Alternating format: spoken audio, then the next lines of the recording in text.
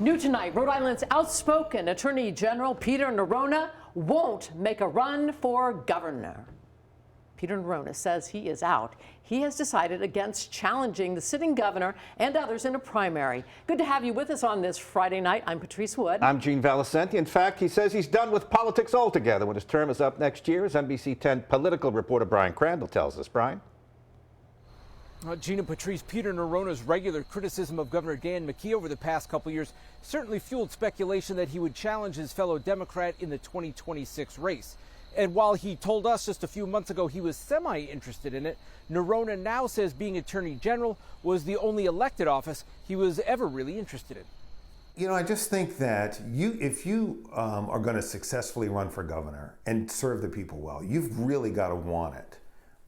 And I just didn't want it enough, you know. Did I feel like there was a path there? Yeah, and I got a lot of encouragement to run, and you know, the polling that I'd seen was you know, good for me, and certainly there was a path there, but you got to want it. You certainly seemed itching for a fight with the governor. You've been not shy about your criticism.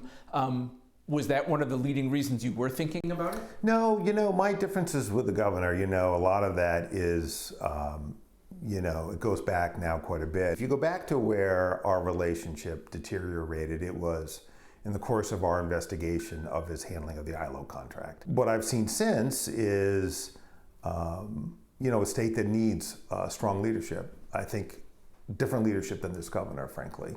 I mean, I wish him well. You know, it's never, it may have appeared that way, Brian. I don't know that it was ever really personal for me. Maybe it got to that point when he challenged my integrity in the wake of our ILO findings. At this point, I'm going to go back to being AG and run through the tape, you know, and do the job that I've loved.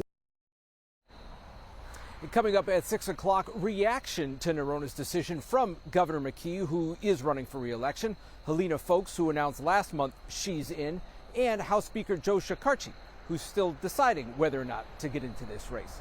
For now, I'm Brian Crandall, NBC 10 News.